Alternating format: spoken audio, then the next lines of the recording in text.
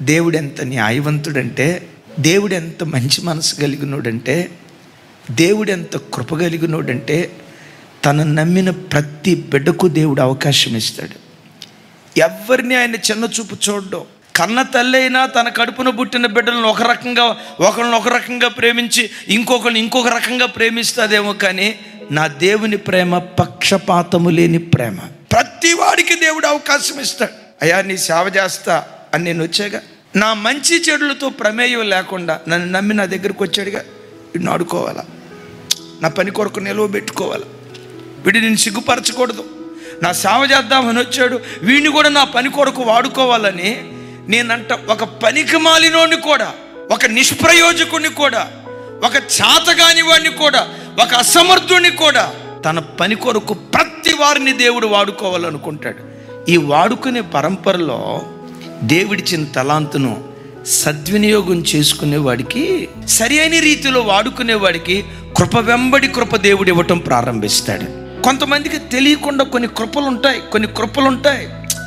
అదేం విచిత్రమో తెలియదు. మోకరించారంటే అర్ధగంట గంట ప్రార్థనలో నుంచి లేవరు, అదొక కృప.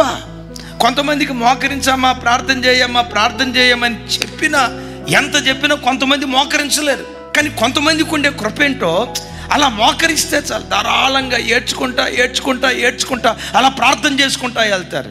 దేవుడు నాకు ప్రార్థించే కృప ఇచ్చాడు, ఈ కృపను సద్వినియోగం చేసుకోవాలి, సమయాన్ని వృధా చేసుకోకూడదు అని నీ సమయాన్ని చక్కగా ప్రార్థనలో గడపటం ప్రారంభించు.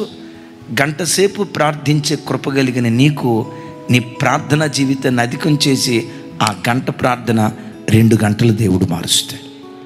నీకు ఆ ప్రార్థనా జీవితం ఇచ్చిన తర్వాత మోకరించి ప్రార్థన చేయటానికి మనస్కరించక నీ ప్రార్థనను నిర్లక్ష్యం చేసావనుకో, నేనంట ఆ తలాంతు నీ దగ్గర ఎందుకు ఉంచుతాడు?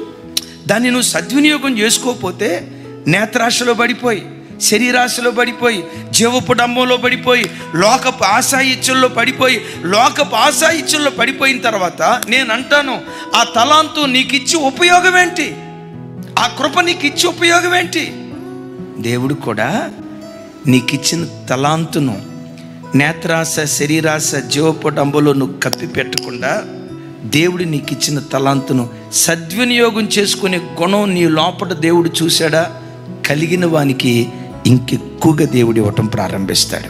లేని వానికి కలిగినది కూడా నేనంట, మన దగ్గర ఉన్నది దేవుడు తీసివేయకుండా దేవుడిచ్చిన ఆయుష్ను, ఆరోగ్యాన్ని, బలాన్ని, సమయాన్ని, సమస్తాన్ని దేవుని కొరకు వాడుకునే కృప దేవుడు మనకిచ్చును గాక.